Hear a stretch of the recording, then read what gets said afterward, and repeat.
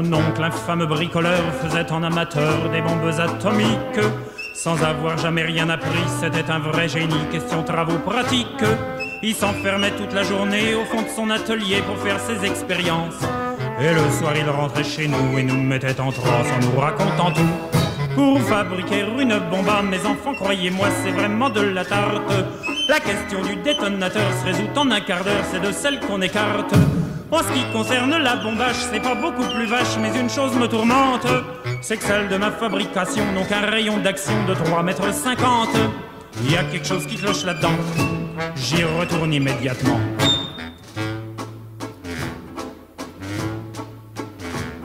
Il a bossé pendant des jours, tâchant avec amour d'améliorer le modèle. Quand il déjeunait avec nous, il dévorait d'un coup sa soupe au vermicelle. On voyait à son air féroce qu'il tombait sur un os, mais on n'osait rien dire. Et puis un soir pendant le repas, la tonton qui soupire et qui s'écrie comme ça. À mesure que je deviens vieux, je m'en aperçois mieux, j'ai le cerveau qui flanche. Soyons sérieux, disons le mot, c'est même plus un cerveau, c'est comme de la sauce blanche. Voilà des mois et des années que j'essaye d'augmenter la portée de ma bombe. Et je ne me suis pas rendu compte que la seule chose qui compte, c'est l'endroit où qu'elle tombe. Il y a quelque chose qui cloche là-dedans, j'y retourne immédiatement.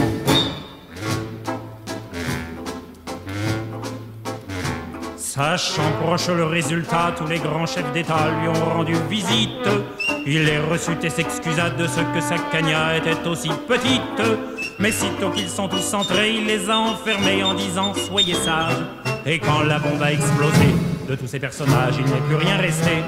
Tonton, devant ce résultat, ne se dégonfla pas et joua les andouilles. Au tribunal, on l'a traîné et devant les jurés, le voilà qui bafouille. Messieurs, c'est un hasard affreux, mais je jure devant Dieu, qu'en mon âme et conscience, en détruisant tous ces tordus, je suis bien convaincu d'avoir servi la France. On était dans l'embarras, alors on le condamna et puis on l'amnistia. Et le pays reconnaissant l'élut immédiatement chef du gouvernement.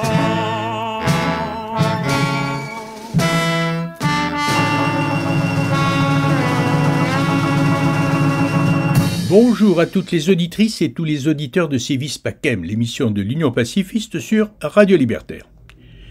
La semaine dernière, nous étions en compagnie de René Burger, qui nous a parlé du colloque organisé à Vitry-sur-Seine par l'association La Courtine 1917.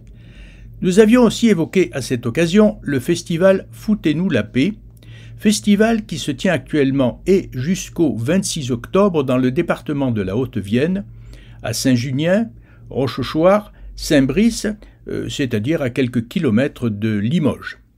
René Burger s'est investi dans cette 6e édition du festival, comme dans les précédentes, avec l'Union pacifiste, mais aussi avec d'autres associations dont je peux vous donner les noms, par exemple Ciné-Bourse, Amnesty International, la revue Silence, que vous connaissez bien, de Lyon, bien sûr les Polyculteurs, les Amis du Monde diplomatique, Greenpeace.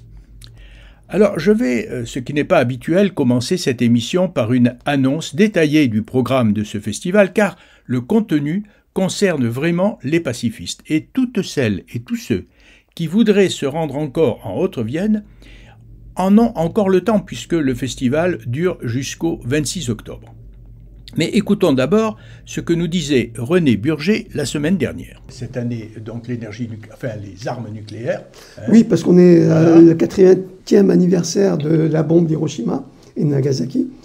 La seule fois où la bombe atomique a été mise en service, comme par hasard avec des Américains. Et comme par hasard, je rajoute un petit truc, le 8 août, donc entre les deux explosions, dès que la première a pété, Staline a déclaré la guerre au Japon. Ah ben oui, il en profite. Et alors là, bien sûr, il y aura, pour le Rainbow Warrior, je vois que Jean-François Julliard, disons le directeur de Greenpeace France, va y être. Tout à fait. Donc tu le salueras de ma part. Je n'y manquerai pas. Et puis, je suis très content d'ailleurs que Greenpeace participe à ça, parce que j'ai été à Greenpeace parmi ceux qui leur demandaient de redevenir Peace, et non pas seulement Green. Et là, ils n'ont pas vraiment réagi. c'est un peu comme avec le canard enchaîné, je trouve, qu'ils sont très timides. Mais ils vont se déchaîner parce que... Et j'espère qu'ils vont se déchaîner. De toute façon, plus il y a de répression ou de pression pour l'armement, plus il y aura, en vase communicant, une force contraire qui se lèvera. Bon, alors pose-leur la question, je te charge de leur... D'accord. Tu vas y aller. Oui, je les chatouillerai. Tu poseras la chatouillerai. question à Greenpeace, pourquoi ils ne donnent pas assez, alors bien sûr, les forêts, les océans, on est tous d'accord, mais la paix, ils avaient un petit peu oublié. Et puis, alors, ce qui est très intéressant aussi, c'est tout ce qui concerne le Japon. Oui. Comment le Japon, justement, la fin du pacifisme, point d'interrogation. Il y aura notre ami Thierry Ribaud, qui est un universitaire de très haut niveau au CNRS, qui viendra apporter son témoignage, en particulier sur la façon dont il faut résister à la résilience après Fukushima. Et nous avons un ami qui est le traducteur de Jean Giono au Japon, et qui, bien sûr, défendait le pacifisme, un professeur d'université qui a été licencié de l'université, comme ça, parce qu'au Japon, on change facilement de professeur. Tu veux dire qu'il a été limogé? Il a été limogé, voilà, et du coup, il est devenu écrivain. Et justement, il est très engagé aussi pour le pacifisme. Et il vient tous les 2 ans aux rencontres Jean Giono à Manosque. Fidèlement, il connaît mieux la région que moi qui en somme... Jean Giono, un grand pacifiste aussi, qu'on tient à saluer. Voilà, et puis, bon, alors là, ce que je te demanderais... Tu vois, le programme est très chargé, c'est-à-dire que... Oui, mais est-ce que tu vas y aller? Bien sûr, mais bon. Je suis un des organisateurs, puisque c'est la 6e année qu'on fait ce festival. Si tu en es un des organisateurs, tu nous feras le plaisir, au retour, de nous faire un petit compte-rendu. Mais bien sûr, on fera toujours... Voilà, à la radio. À la radio, aussi. Par la voix, d'accord. Les voix sont pavées de bonnes intentions, comme vous le savez toutes et tous. Voilà. Et donc ce festival est très important pour nous. On l'a voulu parce qu'on s'est dit que s'il faut toucher les gens, il faut les toucher par l'image, par le cinéma, par le théâtre, par les spectacles de rue, par les expositions, par tous les moyens possibles, là, y a tout, même par la cuisine, puisqu'on aura même là... Cuisine japonaise. Voilà, une cuisine japonaise. Très bonne cuisine. Et l'an dernier, on avait une cuisine portugaise, puisque... très bonne, la cuisine portugaise. Notre ami Pereira, qui est venu au colloque, était aussi au Festival de Saint-Junien l'an dernier. Et Pedro Fidalgo y est allé aussi. Et oui, Pedro Fidalgo, notre ami cinéaste, était aussi là pour présenter un de ses films. Et les débats d'idées sont passionnants. On a même des cafés le matin avec les invités où on peut parler à bâton rompu, comme on est en train de parler là sur Radio Libertaire. Hein. Il n'y a pas de préservatif sur le micro, Radio Libertaire. Attention, vous risquez de choper des virus pacifistes très dangereux. Et donc voilà pourquoi ce festival est important, parce que pour nous, pacifistes, l'art, mais oui, mais l'armée, non. Alors, dis-nous un peu, Saint-Julien. Saint-Junien, alors Saint-Junien, c'est... Pour y aller, comment on fait de Paris? Eh bien, vous venez à Limoges. Ah, voilà. De Limoges, après... De Limoges, ensuite, il y a un petit train. Et si on vient de Marseille, de Lyon, de Brest... À Limoges. Et les militaires sont invités aussi pour en prendre de la graine. Oui, mais qui laissent leurs uniformes et leurs armes de côté quand même. On sait que de toute façon, il y aura des infiltrés, puisque les renseignements seront partout, hein, même si c'est de l'intelligence inartificielle, c'est l'intelligence service, comme disent les Anglais. Néanmoins, on pense qu'il est important de faire passer les idées, et avec tous les supports possibles et imaginables, et c'est pour ça qu'on joue un peu sur toutes les cartes, sur toute la palette des arts, et qu'on essaye tous les ans donc de prendre un pays et un thème. Donc cette année, le Japon pour le pays, et puis la bombe pour le thème, donc les armes nucléaires, mais avec le lien avec le nucléaire civil, puisqu'il y aura un tour en autocar dans le Limousin pour mesurer les radiations aussi, avec Roland Desbordes de la CRIRAD, notre vieil ami. Et c'est un quart que ne prendra jamais M. Macron. Alors vous pouvez y aller en confiance. René Burger est donc d'accord pour faire un compte-rendu du festival Foutez-nous la paix à la radio. Mais avant son retour du festival, je vais feuilleter avec vous le catalogue du festival. Alors je lis dans l'édito une citation d'Albert Camus. Albert Camus, l'écrivain, qui avait aidé Louis Lecoing à rédiger le texte du statut des objecteurs de conscience. Il est écrit: La folie des hommes, Albert Camus en a été témoin. Il fut le seul éditorialiste de la presse française à dénoncer avec force la barbarie dont fut victime Hiroshima, puis Nagasaki, le 6 août 1945, il y a 80 ans. Ces mots semblent avoir été écrits ces jours-ci. Alors, on cite donc Albert Camus. La paix est sans doute le bien le plus précieux de l'humanité, mais elle implique une notion complexe, le respect de l'autre et de sa culture. La civilisation mécanique vient de parvenir à son dernier degré de sauvagerie. Il va falloir choisir, dans un avenir plus ou moins proche, entre le suicide collectif ou l'utilisation intelligente des conquêtes scientifiques. Il faut plaider plus énergiquement encore en faveur d'une véritable société internationale, où les grandes puissances n'auront pas le droit supérieur aux petites et aux moyennes nations, où la guerre, fléau devenu définitif par le seul effet de l'intelligence humaine, ne dépendra plus des appétits ou des doctrines de tel ou tel État. Devant les perspectives terrifiantes qui s'ouvrent à l'humanité, nous apercevons encore mieux que la paix est le seul combat qui vaille d'être mené. Ce n'est plus une prière, mais un ordre qui doit monter des peuples vers les gouvernements. L'ordre de choisir définitivement entre l'enfer et la raison. Alors, c'était donc le texte d'Albert Camus. Et dans l'éditorial, je poursuis la lecture.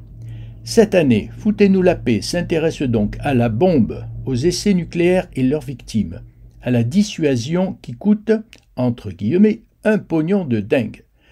Nous serons également au Japon, toute une semaine pour raconter ce pays sans cliché, avec une jeunesse sous pression et la disparition des derniers survivants de la bombe.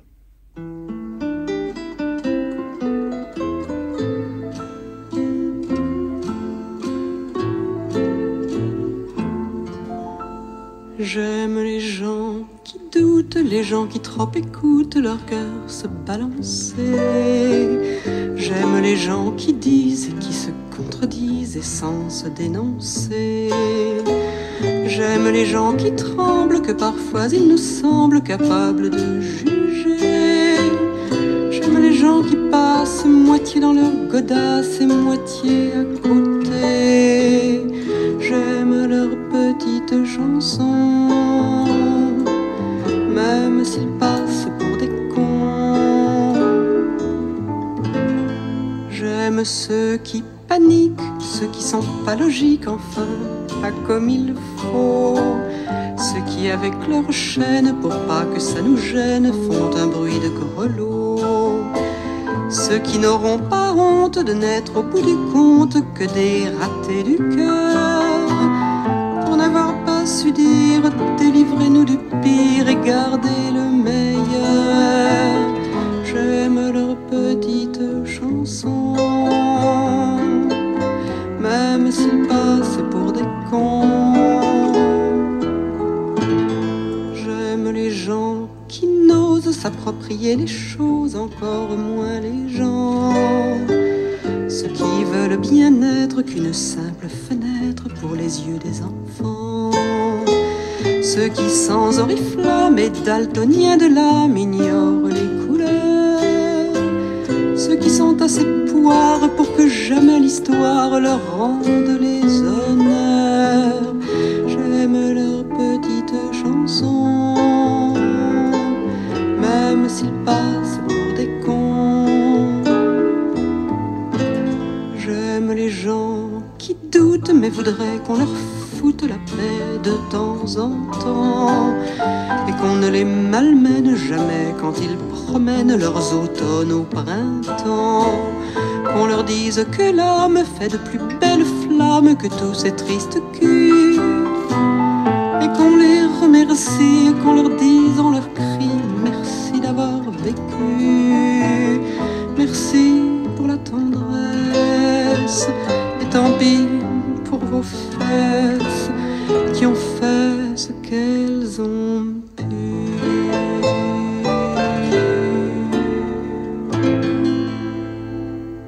Après cette chanson de Anne Sylvestre, je vais donc vous donner un aperçu du programme du festival Foutez-nous la paix qui se tient à Saint-Junien et Rochechouart et Saint-Brice jusqu'au 26 octobre 2025. Alors je vais commencer essentiellement par les dates auxquelles vous pouvez rejoindre ce festival.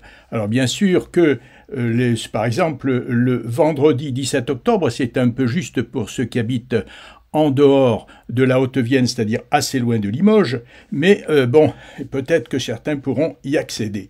Alors, donc, on a dit qu'il y avait un hommage donc au photographe Fernando Pereira, le photographe qu'on appelle un photographe martyr parce qu'il a été assassiné au moment du Rainbow Warrior, c'est-à-dire lorsque, alors je vous lis, dévoilement d'une fresque de l'artiste Sema Lao, en présence de Greenpeace, la cérémonie sera suivie par un buffet en mémoire à Fernando Pereira. Militant écologiste non violent, néerlando-portugais, qui perdit la vie dans l'attentat du Rainbow Warrior le 11 juillet 1985 à Auckland, donc en Nouvelle-Zélande. En 1970, il avait quitté son pays pour échapper à la guerre coloniale. Il était expatrié aux Pays-Bas et il avait rejoint Greenpeace. Au moment de l'attentat, il prévoyait d'aller à Mururoa pour documenter les essais nucléaires français. Donc nous sommes là donc dans le chapitre qui s'appelle « Nucléaire, Hiroshima et le retour de la menace ». Alors ensuite, je vois le 17 octobre toujours un film débat nucléaire et raison d'État, Rainbow Warrior, barbouze, hippie et mensonge d'État. Alors donc le célèbre chalutier de Greenpeace, le Rainbow Warrior, comme vous le savez, est coulé à Auckland, donc en Nouvelle-Zélande, je le répète, pour l'empêcher de perturber les essais nucléaires français dans le Pacifique. Alors donc la séance sera suivie d'un débat avec Pierre Glaise, qui est le photographe un peu officiel, si on peut dire, de Greenpeace, Jean-François Julliard, le directeur donc de Greenpeace France, Patrice Bouvray, de l'Observatoire des armements, alors là c'est de Lyon, et Michel Araquino. Donc le débat sera animé par Daniel Mathias, de journaliste aux Amis du Monde Diplomatique. Et toujours le 17 octobre, c'est une journée donc qui est intéressante, il y a un autre film débat, le film s'appelle « Les oubliés de l'atome », et donc c'est un documentaire de Sulan Favenek, donc qui dure à peu près une cinquantaine de minutes. Alors le résumé de ce documentaire, c'est de 1950 aux années 1990, la France, les États-Unis et le Royaume-Uni ont lâché des centaines de bombes nucléaires sur les îles du Pacifique. Au prix du sacrifice des populations locales, chaque pays joue la montre et espère la disparition silencieuse des victimes de la première génération. Mais l'atome laisse plus de traces que prévu, des anomalies génétiques et des pathologies apparaissent chez les nouvelles générations. Celles-ci répliquent et prennent leur destin en main.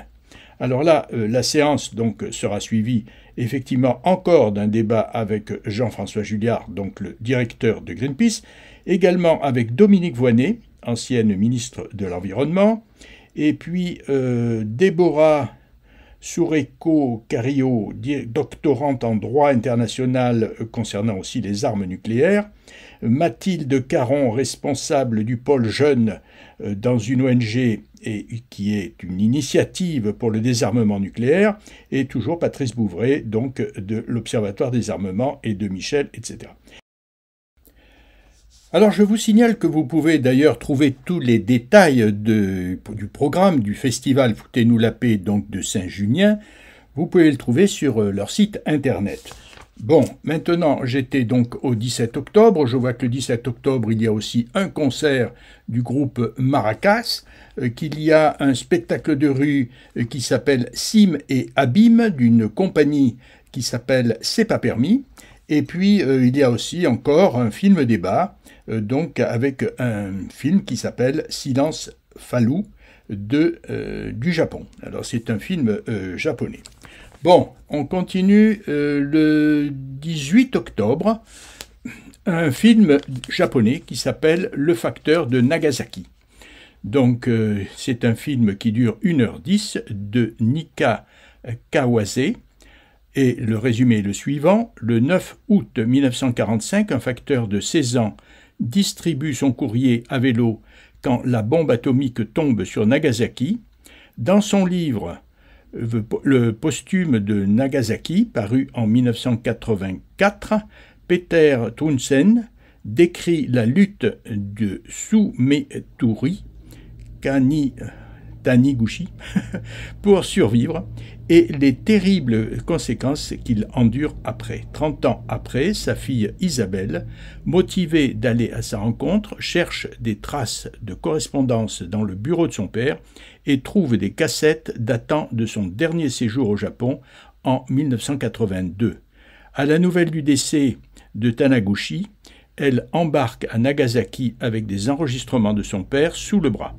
Elle retrace leur rencontre, en tire des leçons de vie et prend conscience du travail mené pour la sensibilisation de la paix dans le monde. Alors cette séance va être suivie aussi par un débat avec donc là des Japonais qui seront présents. Alors il y a aussi le 18 octobre une pièce de théâtre qui s'appelle Little Boy. Alors Little Boy, vous savez que c'était le nom qu'on avait donné à la bombe américaine qui était tombée sur justement Hiroshima. Alors un autre, un film que tout le monde connaît, La Bombe, bien sûr, qui va être diffusé le dimanche 19 octobre au Ciné Bourse. Alors ça, c'est un film très connu de Peter Wakin. Et en pleine guerre froide, une escalade d'incidents graves à Berlin déclenche une attaque nucléaire soviétique sur la Grande-Bretagne, les autorités, etc. Bon, la séance, donc, sera suivie aussi par un débat. Je vois que toutes les... Ensuite, un autre film débat, La guerre de l'uranium. C'est intéressant. Ce film s'appelle Zone rouge, un film de Claude Garnier-Gérard. Donc, un jour, le Niger a été classé zone rouge par le ministère français des Affaires étrangères, décision arbitraire et unilatérale, lorsque plus tard, un putsch secoue le pays et remet en cause la place de la France. L'événement surprend le monde. Était-il si imprévisible ce coup d'État? Une décision qui faisait suite à l'enlèvement en 2000 de 6 Français dans la zone de Arlit. L'Arlit, c'est où il y avait justement cette exploitation de l'uranium. En 2023, la France a perdu le contrôle de la mine d'uranium d'Arlit, donc 20% de l'uranium importé en France provenant de cette région en plein Sahara, et depuis plus de 20 ans, Claude Garnier et Gérard Tuchner se rendent régulièrement au Niger à travers un très beau film produit par les films de La Main Heureuse. Ils font témoigner les Nigériens sur la situation de leur pays, leurs espoirs, leur rapport à la France et leur colère. Alors là, c'est un film qui est récent, c'est un film de 2024 et qui fait donc 52 minutes et qui sera aussi lui-même suivi d'un débat, notamment avec Seika Abba, qui est un journaliste nigérien, président du Centre international des études et de réflexion sur le Sahara, et encore Patrice Bouvray, qui travaille, il va beaucoup travailler, de l'Observatoire des armements. Voilà. Et puis, donc, le débat sera toujours animé par Daniel Mathia et du Monde diplomatique.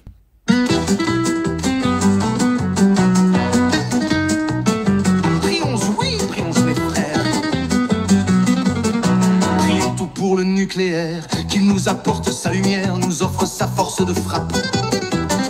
Qu'aucun atome ne s'échappe, que sa généreuse énergie rayonne en nous et irradie vers les générations futures. Prions que la fission soit sans fissure et la fusion sans confusion, que le grand synchrocyclotron, saint soit le synchrocyclotron, veuille être notre saint patron, béni soit synchrocyclotron, qu'explose la joie en nos cœurs au mot de surgénérateur. Dotons les âmes régionales de ces glorieuses cathédrales qui portent le nom de centrale. De loin leur aspect pastoral dicte la crainte et le respect à tous les sujets du progrès. C'est donc l'uranium enrichi à nos chers voisins démunis, afin d'apaiser les conflits que ferait éclater l'envie. même s'il en est que ça renvers. Rendons grâce à l'ère nucléaire. Prions, prions mes bien chers frères, prions aussi mes sœurs, et chantons tous en chœur pour les bienfaits de l'ère nucléaire. Et chantons tous en chœur pour les bienfaits de l'ère nucléaire. Prions pour nos fins politiques si cultivées, si séraphiques, que Tartuffe soit sanctifié pour veiller sur leur destinée, qu'ils aient profit de nos faiblesses en s'octroyant de grandes largesses, partageant comme un pain béni poste et passe droit pour la vie. Qu'ils soient les élus appelés, reconduits d'année en année à nous promettre des miracles. Même si terminé le spectacle, la comédie a tourné court, on s'aperçoit que c'était un four. Qu'ils nous discourent sur les problèmes dont ils sont épargnés eux-mêmes, que leurs échecs soient pardonnés et remis au prochain dossier. Prient, malheureux ceux qu'ils ont séduits dans l'ivresse des partis pris, qu'ils confessent dans l'isoloir le secret de penchants bizarres, qu'en pénitence se soit donné en contrition de leur bévue, de se dire pour des années, si j'avais su, prions frères et sœurs les lecteurs, pour que le mouvement cyclique de vos illusions politiques me donne foi aux faux prêcheurs. Pour que le mouvement cyclique de vos illusions politiques me donne foi aux faux prêcheurs. Oh oui, plus que jamais, prions, car nous voici en joue des mondes d'intelligence artificielle. Il ne faudrait pas qu'avec elle nos pauvres cerveaux humiliés n'en deviennent plus excités pour faire ce qu'ils savent mieux faire contre le vrai progrès sur terre, et n'en viennent. Oh non, prions, oh, nous prions frères et sœurs, avant que cela, tous en cœur, ne nous viennent tout foutre en l'air, ne nous viennent tout foutre en l'air. La la la la la l'air, tout foutre en l'air. La la la la l'air, tout foutre en l'air, tout foutre en l'air. C'est le Japon qui est invité cette année. Donc le titre dans le programme s'appelle Japon entre tradition et modernité, un colosse au pied d'argile, point d'interrogation. Alors là, ça commence que la semaine prochaine, c'est-à-dire le 22 octobre, le mercredi 22 octobre à la Halle aux Grains. Il y a encore un film débat sur le Japon vu de la France. Alors c'est un film qui est de Wara Nihon, la rébellion de deux brins de paille. Alors, c'est donc les Creusois, Chine et Pierre voyagent avec leur maison mobile auto-construite pour découvrir un autre Japon. Le couple rencontre sur la route des personnes dont les valeurs, les projets et les récits les inspirent. Cela donne des rencontres improbables, comme la découverte d'un potier anarchiste, antinucléaire, un mariage imprévu dans un temple zen engagé, ou encore un homme qui veut rénover une ancienne fabrique de saké pour y recréer un cinéma disparu. Un autre regard donc sur l'archipel, effectivement un regard original. Alors bien sûr la séance sera suivie toujours d'un débat avec Philippe Pelletier, qui est un géographe, Camille Monceau, qui est une écrivaine, et Yukiko Ito, qui est un sociologue japonais, et toujours, disons, animé par un journaliste du monde diplomatique. Alors je continue donc le mercredi 22 octobre, toujours, mais alors là à 20h, un autre film sur le jardin zen.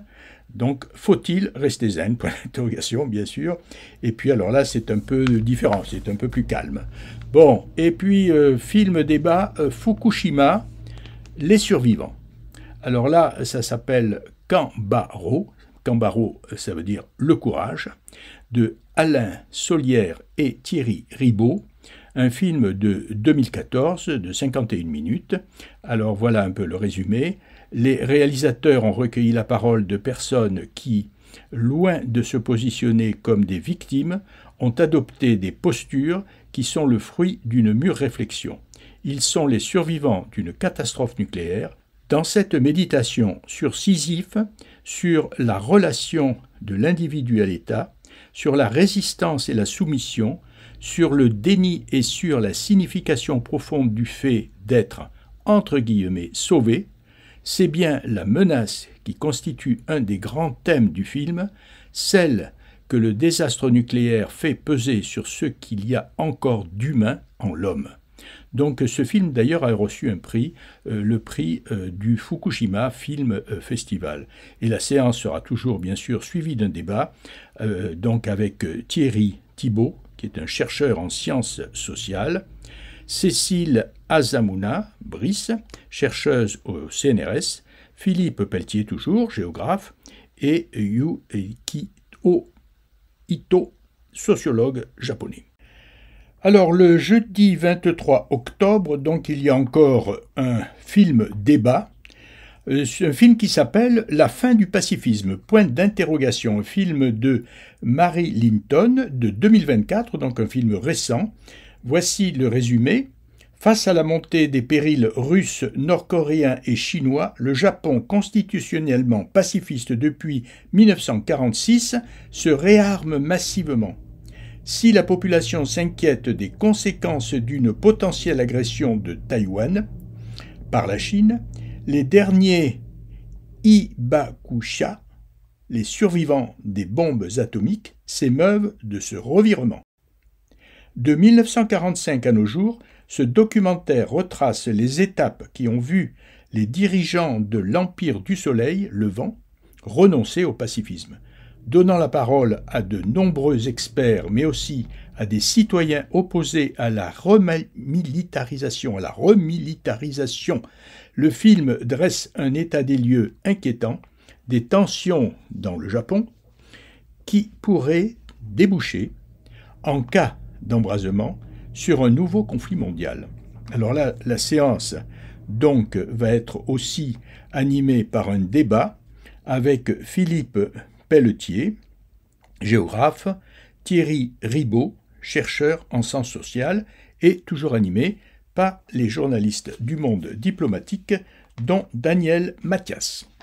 Je vous ai donc donné un aperçu du programme du festival Foutez-nous la paix, qui se tient, je vous le rappelle, jusqu'au 26 octobre à Saint-Junien et Rochechouart, à quelques kilomètres donc de Limoges.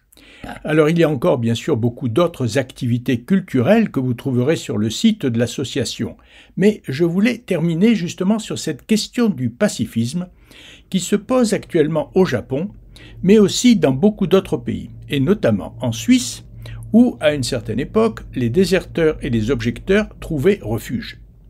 Alors je vais vous faire entendre pour cela un extrait d'une émission de la radio-télévision suisse intitulée « Les échos de Vacarme », une émission animée par Raphaël Boucher et Laurence Dufélix, et cette émission a justement pour thème « Que reste-t-il du pacifisme ?»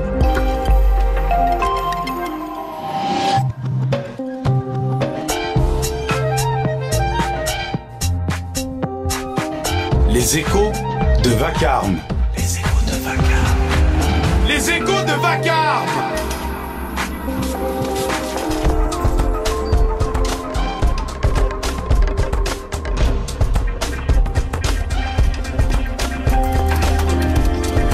Que reste-t-il du pacifisme?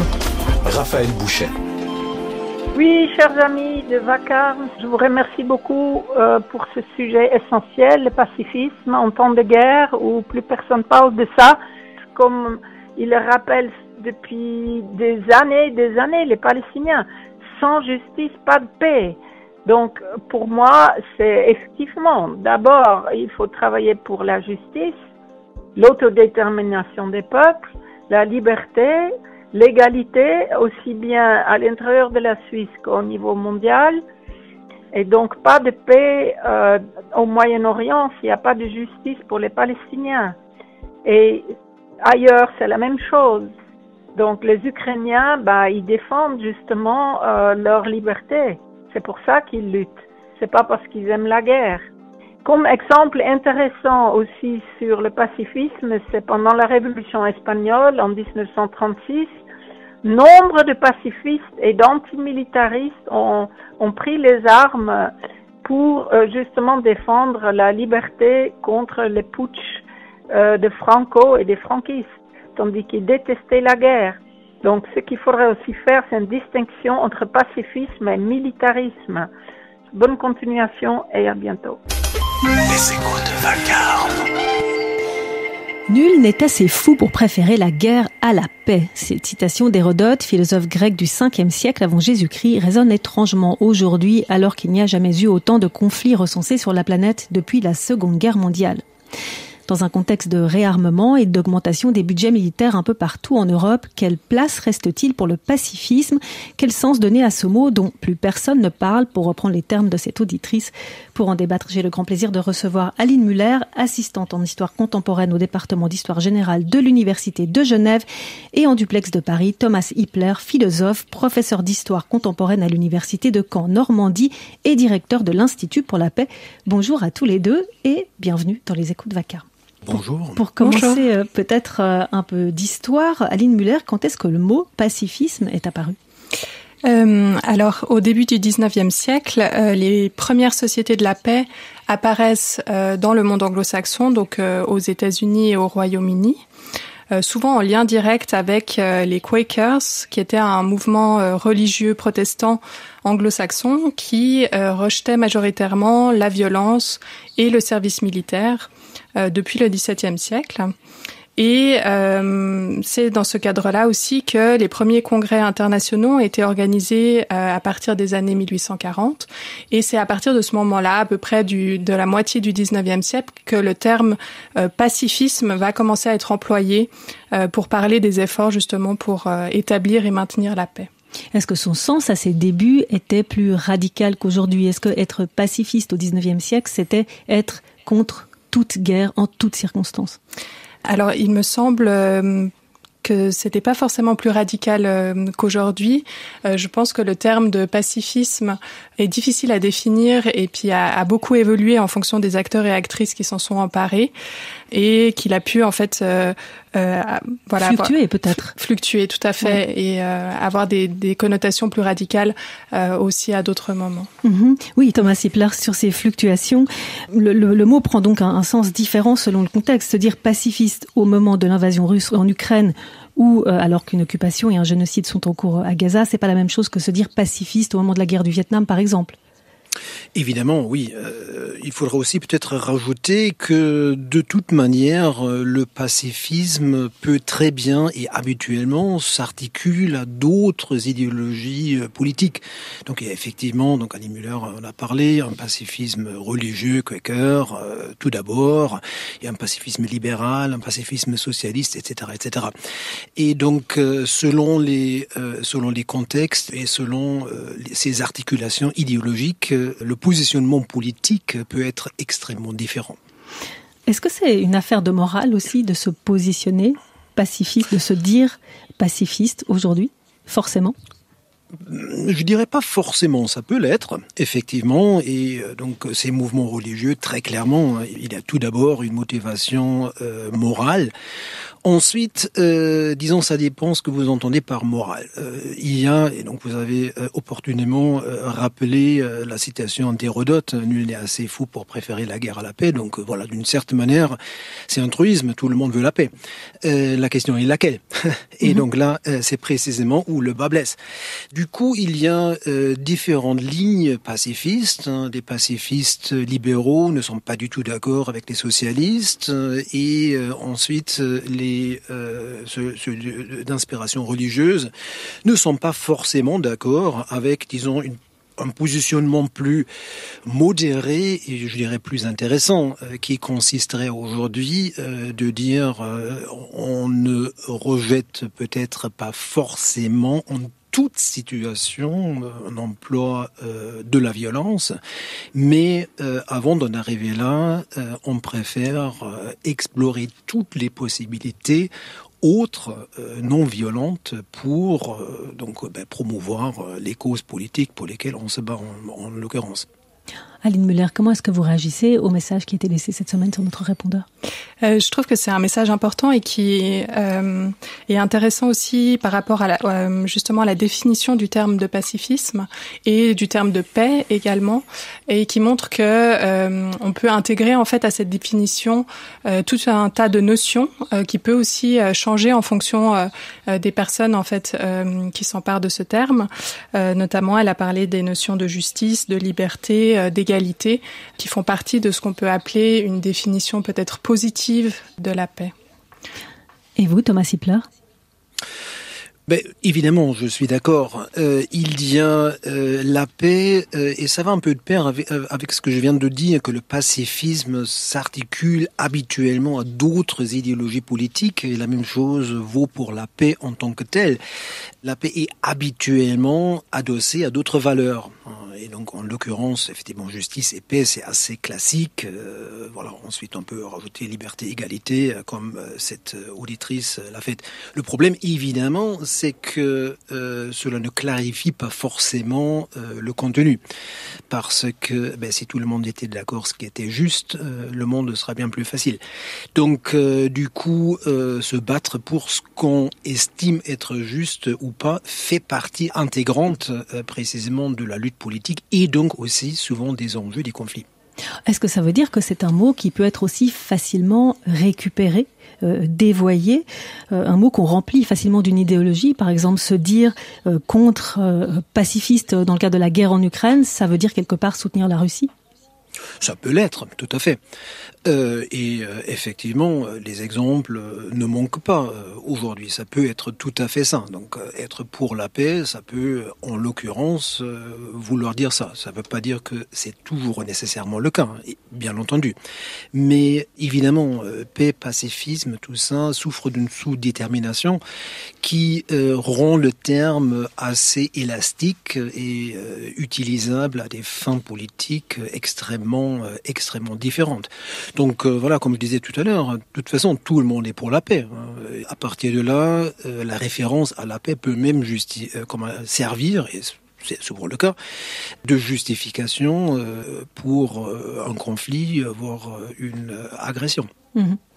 Différencier le pacifisme de l'antimilitarisme, c'est ce que nous allons faire dans un instant, après avoir entendu Tobias Schnebly, militant de la gauche radicale et membre du GSSA, le groupe pour une Suisse sans armée.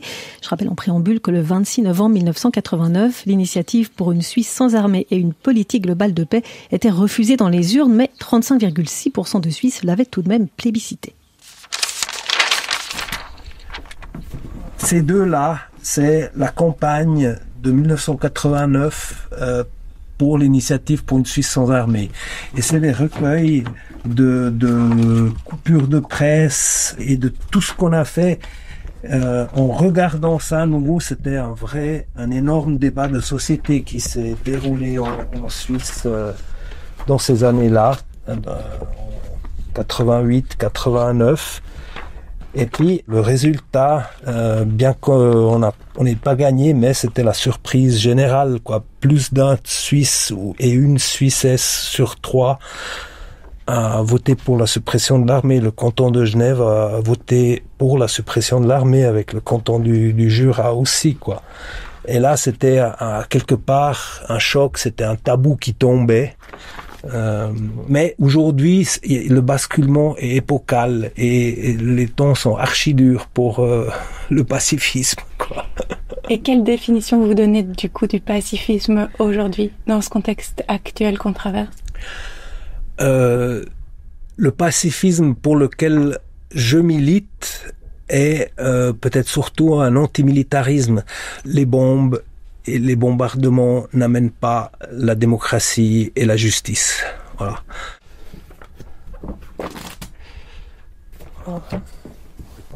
Alors, il est là, manifeste antimilitariste. Donc la page de garde, c'est votre slogan historique, ça. C'est un slogan historique, mais les premiers à l'avoir conçu et utilisé, c'est la Fédération anarchiste. Ok, donc l'armée. L'armée, ça tue, ça pollue, ça rend con. Voilà. Et après, ça, c'est la campagne de 1989, Stop the Army.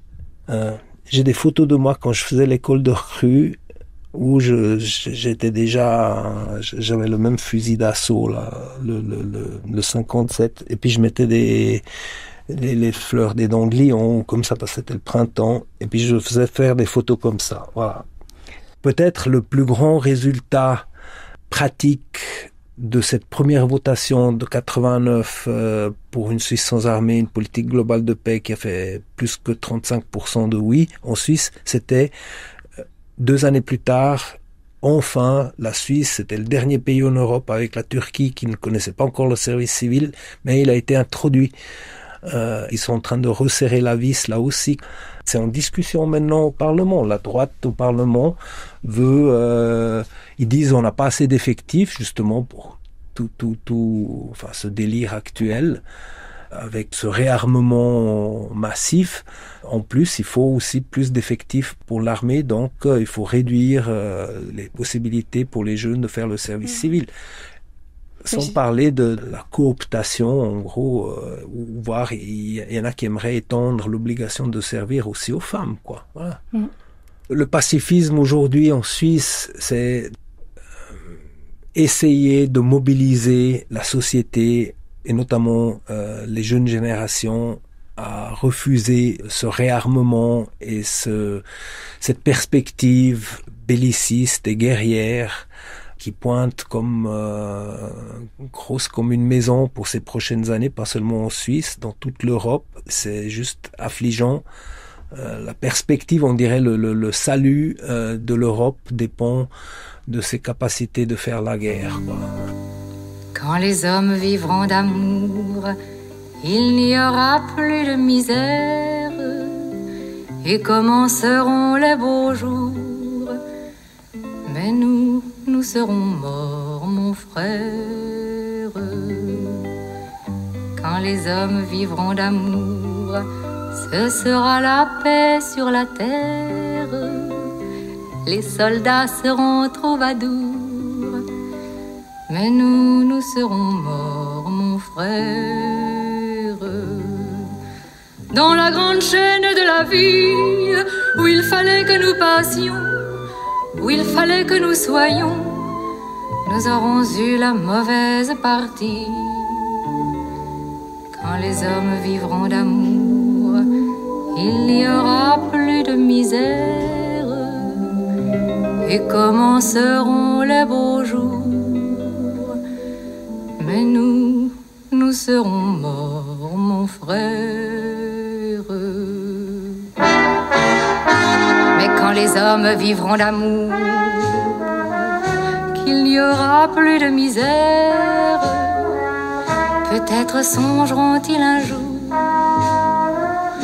à nous qui serons morts, mon frère. Nous qui aurons au mauvais jour, dans la haine et puis dans la guerre, chercher la paix, chercher l'amour, qu'ils connaîtront alors, mon frère. Dans la grande chaîne de la vie, pour qu'il y ait un meilleur temps, il faut toujours quelques perdants. De la sagesse ici-bas, c'est le prix. Quand les hommes vivront d'amour, il n'y aura plus de misère et commenceront les beaux jours. Mais nous serons morts, mon frère.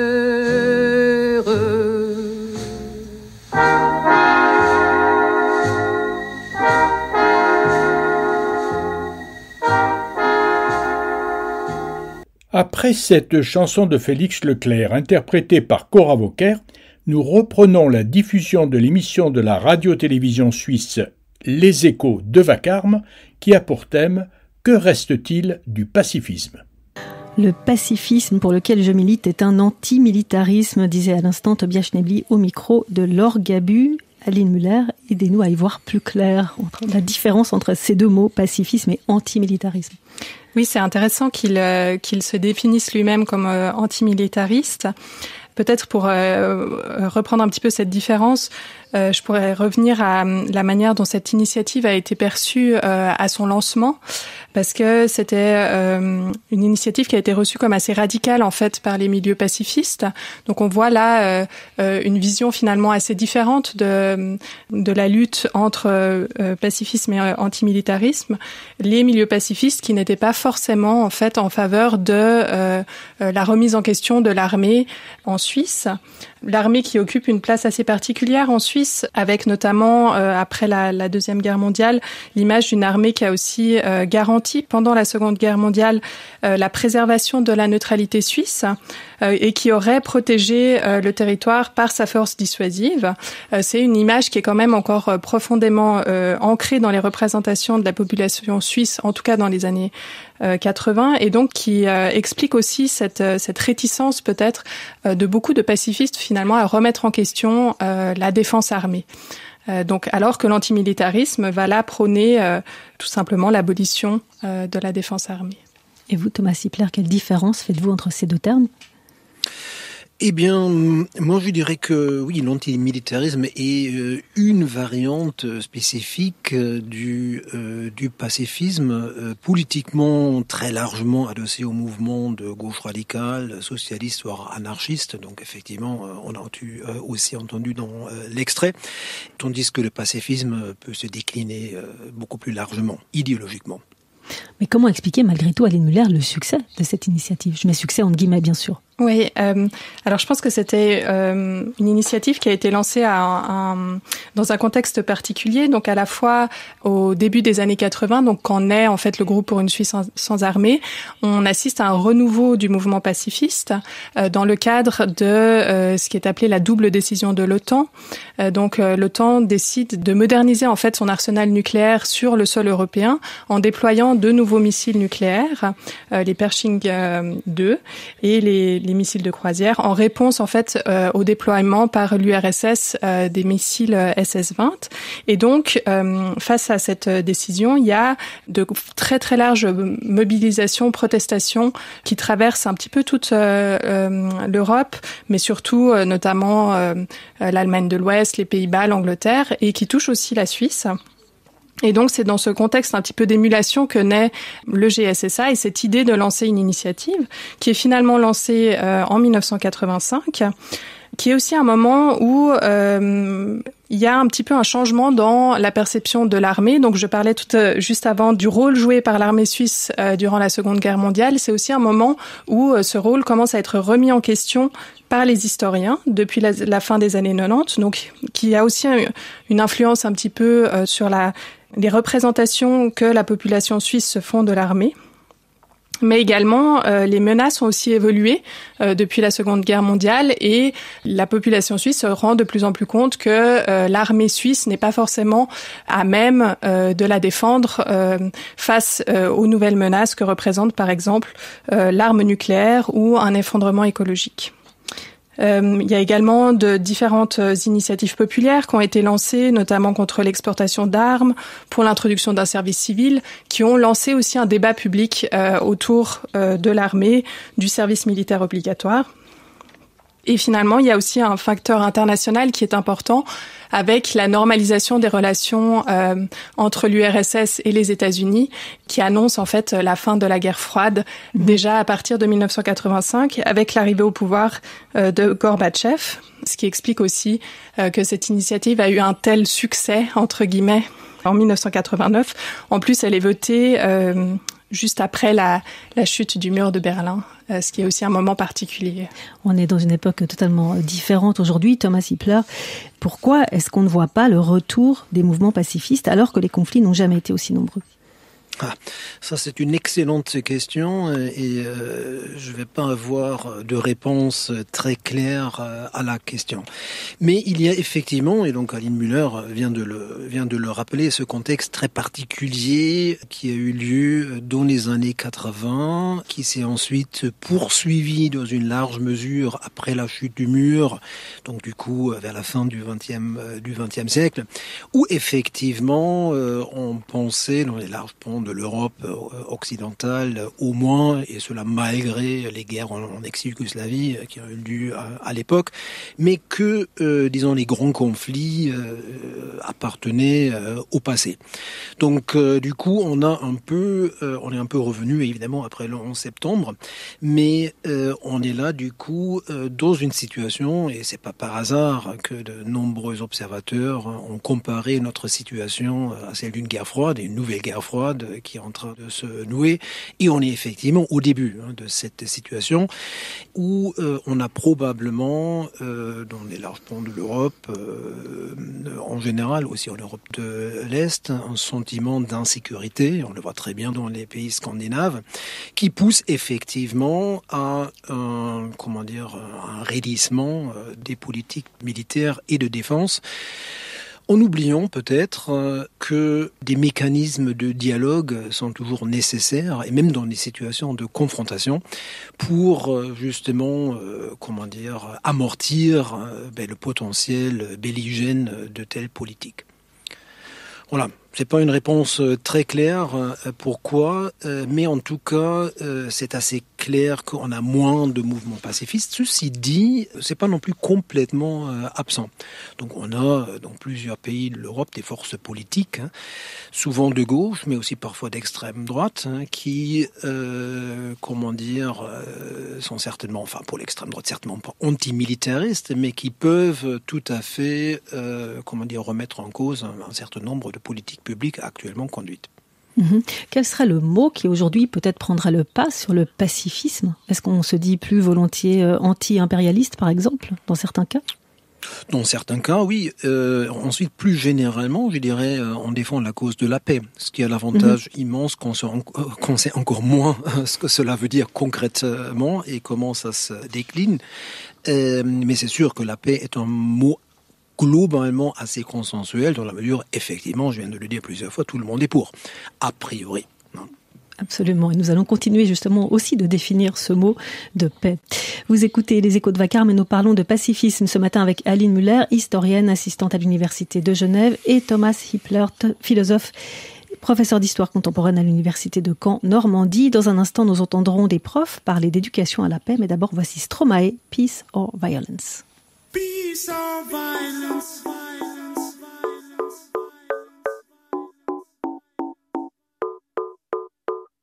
J'ai vu des gens tendre les bras et leurs deux doigts levés, leur majeur et leur index toujours en forme de V. J'ai donc demandé ce que ce symbole pouvait signifier. Eh bien personne ou grand personne n'a pu me l'expliquer. Serait-ce un signe de paix ou bien levé de violence? Quelqu'un sait ce qu'il avance ou ce qu'il fait? Qu'est-ce que j'en sais moi? Qu'est-ce que j'en sais moi? Serait-ce un signe de paix ou bien levé de violence? Quelqu'un sait ce qu'il avance ou ce qu'il fait? Serait-ce un signe de paix ou bien levé de violence? Quelqu'un sait ce qu'il avance ou ce qu'il fait?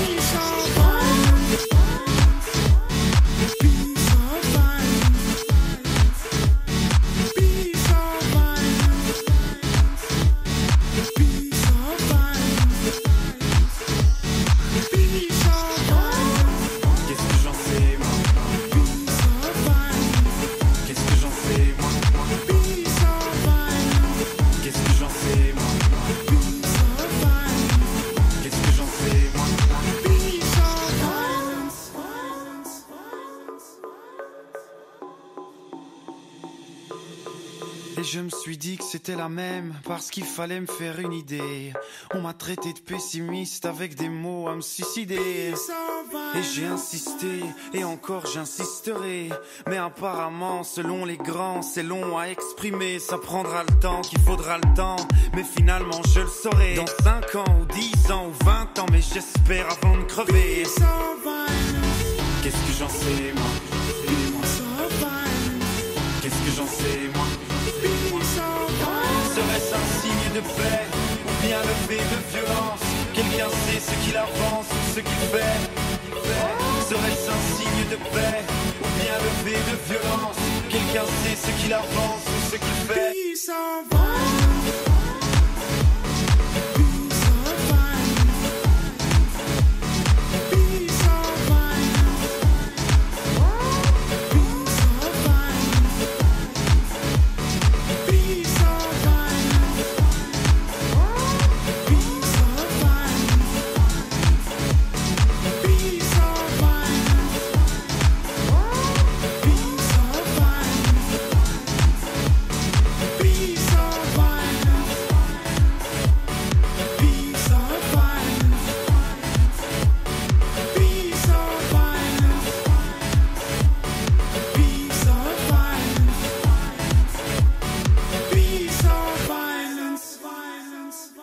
Moi, dans ma classe, j'ai souvent eu, plusieurs fois, un enfant israélien et un enfant du Moyen-Orient. Et souvent, c'est des enfants qui sont très amis, qui s'entendent bien, parce que je me souviens, on avait fait quelque chose sur les langues. Et donc, chaque enfant devait enseigner un peu sa langue aux autres, un petit couplet d'une chanson dans sa langue. Et l'enfant musulman disait que l'israélien, c'est lui qui apprenait le plus vite la chanson, parce que l'arabe et l'hébreu sont très proches, en fait. Et au niveau de la prononciation et tout, et donc et voilà. Et après, c'est l'année dernière, on a fait la célébration de l'Aïd à l'école, et la personne qui m'a le plus aidée, c'était une prof israélienne aussi. Et parce que les cultures sont très proches. Et moi, je suis même pas musulmane d'ailleurs, mais je suis ma famille est musulmane. Mais on a vraiment fait elle a apporté les décorations et tout, alors que je pense qu'on a la chance d'être dans une école où on peut faire ce genre de choses, on peut valoriser les liens entre les cultures et avoir un message plus pacifique. Voilà, je disais que c'est une discussion plus longue que vous allez avoir en équipe. Et alors, tu parles de curriculum relevance,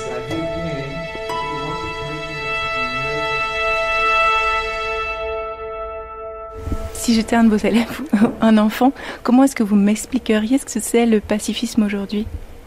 Le pacifisme, c'est être capable de comprendre l'autre. Ça commence par là, on fait preuve d'empathie, on se met à la place de l'autre.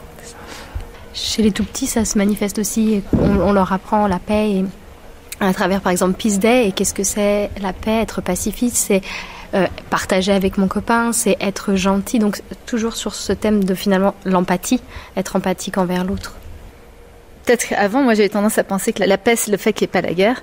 Et en fait, avec l'actualité maintenant, on se rend compte que la paix c'est pas seulement qu'il n'y ait pas la guerre, c'est aussi qu'il y ait justement tout ce que vous avez dit, la communication, l'empathie, le respect et tout ça. Et ça c'est vraiment presque plus important que le fait qu'il n'y ait pas de guerre du tout en fait. Oui, la paix doit se nourrir, se préparer, se savoir que c'est précieux.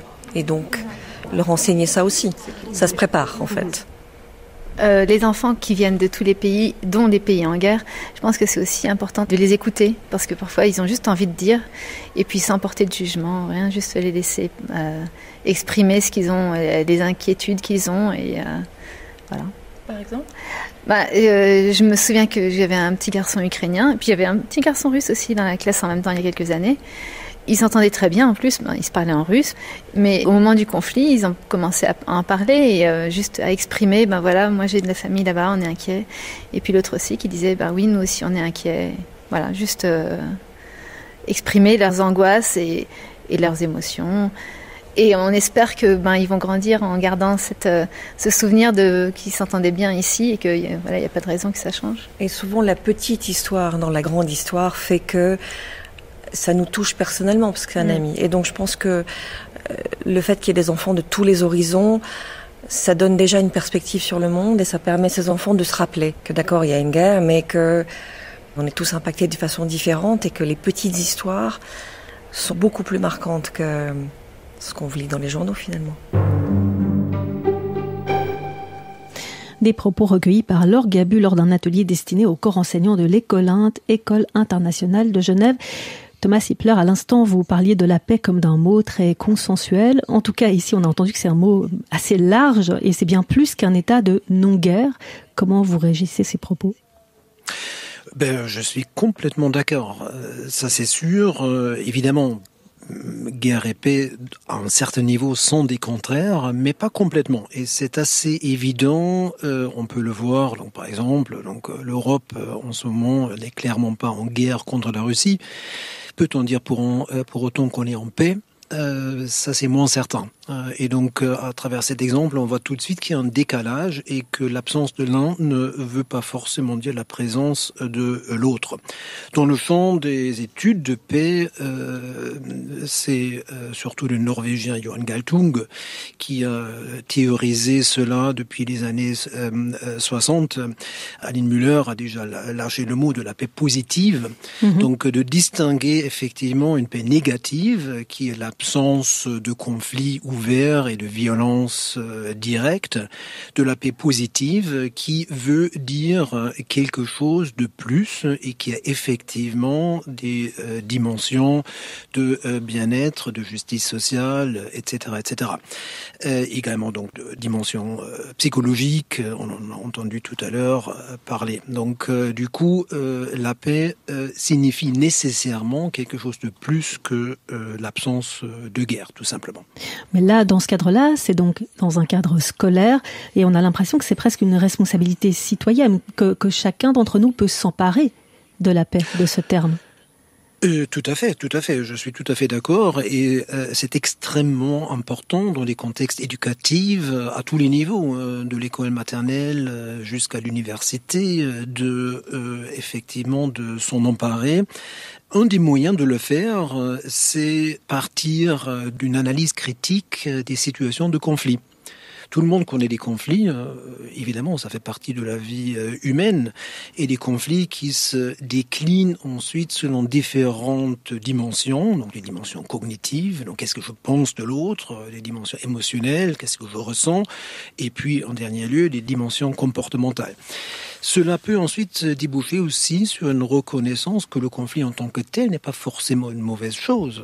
D'une part, c'est inévitable, ça fait partie de la vie, et ça peut aussi avoir des vertus. La question est ensuite comment on se positionne, comment on le vit et comment on le ressent, justement, ce conflit. Et il y a des moyens plus ou moins destructive ou plus ou moins constructive de s'engager dans une relation conflictuelle, et précisément une éducation à la paix peut prendre cela très bien comme levier pour donc éduquer à des moyens plus constructifs de s'engager dans les relations conflictuelles.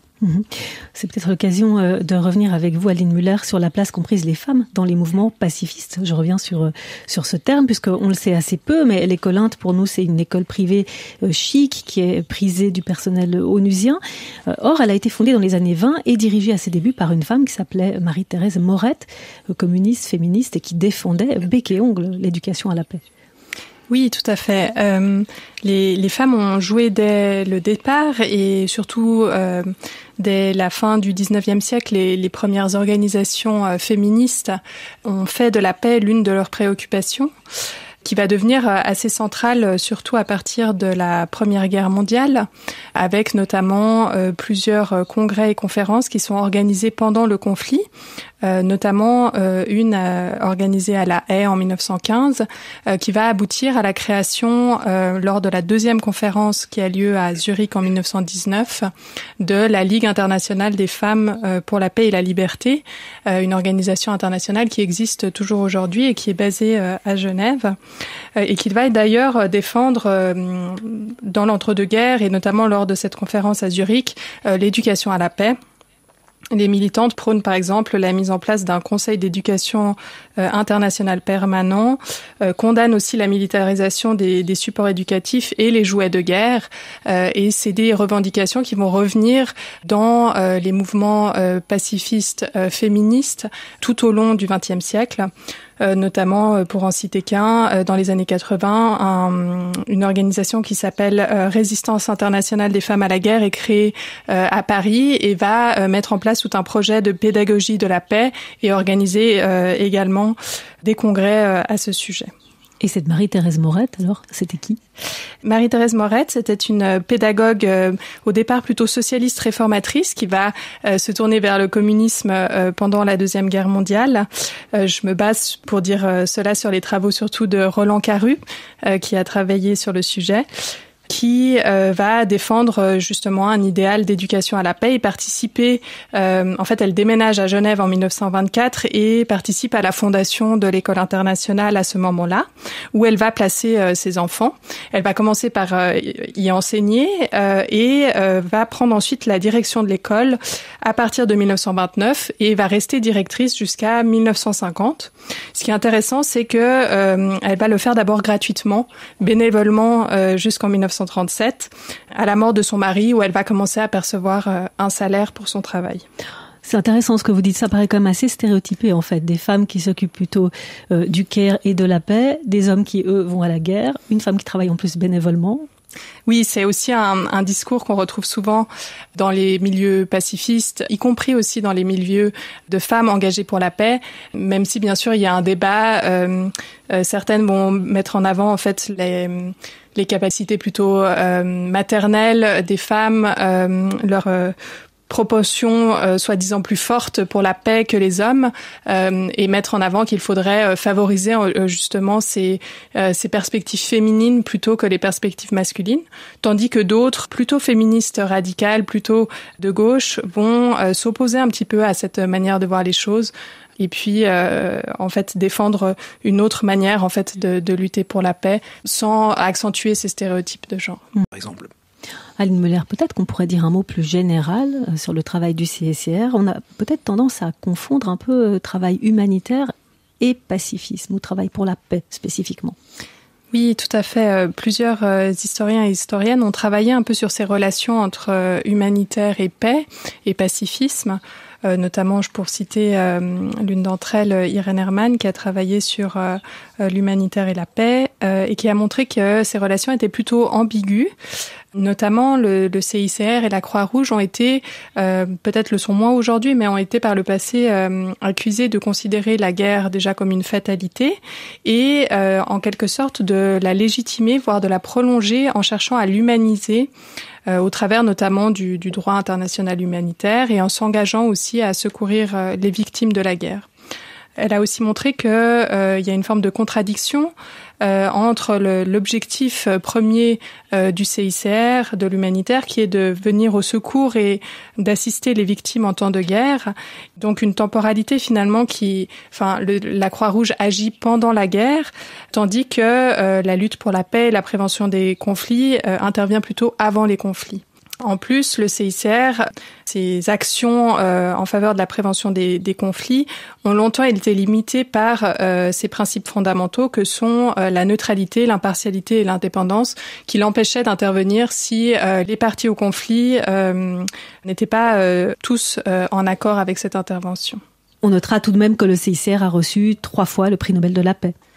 Oui, après, comme l'a dit Thomas Sippler, bien sûr que le travail du CICR est extrêmement important, y compris aussi pour la réconciliation à la suite du conflit. Ces actions, les conventions aussi signées du droit international humanitaire ont été présentées aussi par le CICR comme dissuasives, donc elles auraient en fait un effet dissuasif sur les conflits, mais aussi le CICR a aussi mené des réflexions sur son rôle dans le maintien de la paix, notamment durant l'entre-deux-guerres, dans les années 60 et 80 également. Chanson pacifiste et tube planétaire, voici 99 Luftballons, Nena, c'était en 1983. Hast du etwas Zeit für mich? Singe ich ein Lied für dich von 99 Luftballons auf ihrem Weg zum Horizont. Denkst du vielleicht grad an mich?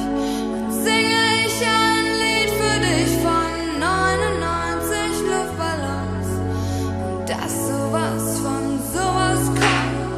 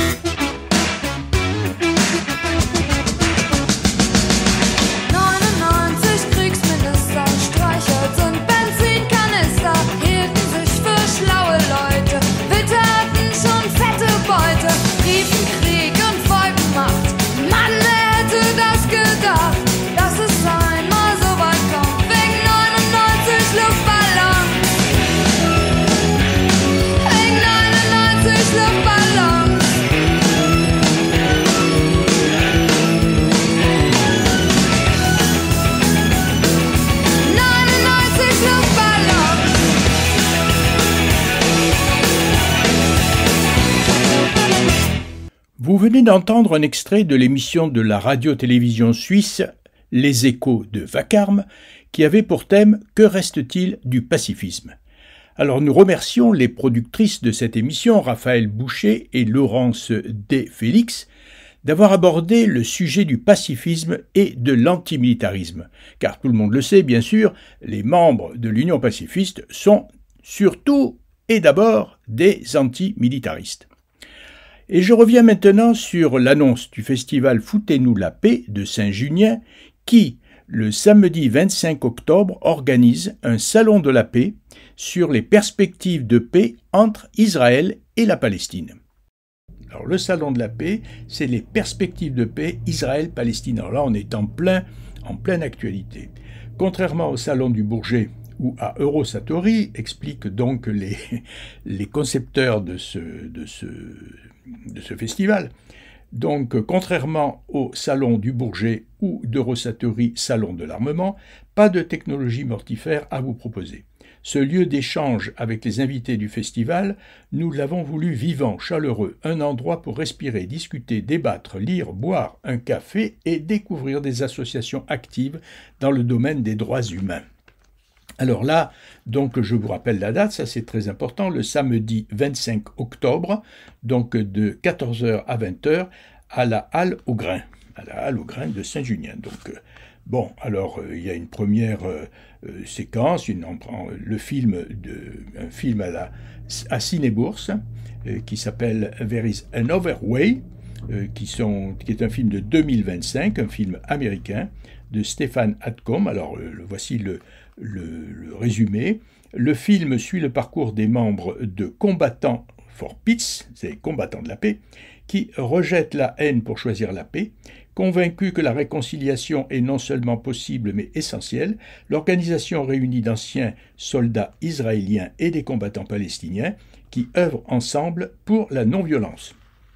Après le 7 octobre et la guerre à Gaza, le documentaire explore les luttes personnelles et collectives de celles et ceux qui croient qu'une autre voie est possible et que jamais la violence ne pourra résoudre le conflit. Alors, ce film d'ailleurs a eu un prix et il comporte des images éprouvantes pouvant heurter la sensibilité. Bon, alors là, c'est ce qui est... Il y a un commentaire. Dans une approche profondément humaine, le film donne la parole aux victimes et témoins du conflit, sans jamais céder à la haine, à la vengeance. Il montre que même dans la douleur, il est possible de refuser de se rendre complice de la barbarie et au contraire de s'engager pour la paix et les droits humains. Un appel à agir pour protéger et développer les espaces de dialogue entre sociétés civiles israéliennes et palestiniennes. Voilà. Donc il y a ensuite un débat. Alors là, un débat avec une question importante, comment arrêter la guerre à Gaza? Alors, bon, c'est vrai qu'on a entendu, entre-temps, qu'il y a eu un cessez-le-feu à Gaza, des échanges de prisonniers, avec tout un plan américain pour continuer et amener, soi-disant, une paix définitive à Gaza. Bon, très peu de personnes y croient, mais enfin, on peut, si vous voulez, maintenant encore un peu espérer, mais il faut d'abord, bien sûr, que le conflit, que le problème israélo-palestinien qui existe depuis 70 ans soit réglé. Alors là, c'est une autre histoire. Donc, comment arrêter la guerre à Gaza? C'est un débat avec Akram Belkaïd, donc, qui est rédacteur en chef au Monde diplomatique, Ofer Bronstein, donc président du Forum international pour la paix, Naïl Mohana, écrivaine, Rita Baroun, journaliste, et Sarah Katz, Union juive française pour la paix. L'Union juive française pour la paix étant une association qui, depuis les 2 ans, et le démarrage après le 7 octobre, n'a cessé de vouloir régler le problème, non pas par la guerre, mais par la diplomatie. Voilà. Alors, je continue. Qu'est-ce qu'il y a? Bon, depuis 40 ans, etc. Bon, donc c'est très important, et puis il y aura la journée de clôture avec un déjeuner en paix. Un déjeuner en paix dans le jardin japonais. Donc, un très beau cadre, l'association Foutez-nous la paix vous invite à partager un dernier repas. N'hésitez pas à venir avec vos mets et boissons préférés, mais il y aura aussi bien sûr de la cuisine japonaise. Voilà, bon, je crois que j'ai fait à peu près le tour. Je vous rappelle que ce programme détaillé, vous pouvez le trouver sur le site internet du festival Foutez-nous la paix qui dure jusqu'au 26 octobre. Donc certains peuvent peut-être y aller. Je leur souhaite la possibilité d'y aller parce que ce festival, qui en est donc à sa 6e édition, chaque année devient de plus en plus important. Et je crois qu'on peut remercier aussi notre ami René Burger, qui s'investit beaucoup avec l'Union pacifiste dans ce festival. Et pour terminer notre émission, je vous rappelle que vous pourrez bien sûr trouver à la librairie Publico le livre de l'Union pacifiste « Abolir l'armée ». Vous pourrez trouver aussi à Publico le dernier numéro d'octobre du Monde libertaire avec un long article de Franck Thiriot intitulé « Mes rencontres avec Mépicré et ses 80 ans d'anarchie ». Alors cet article m'a particulièrement intéressé parce que, comme vous le savez peut-être, je suis l'auteur du film « Écoutez Mépicré ». D'ailleurs, ce film, vous pouvez le visionner librement sur YouTube. Et je vous dis maintenant à la semaine prochaine. Ciao, ciao.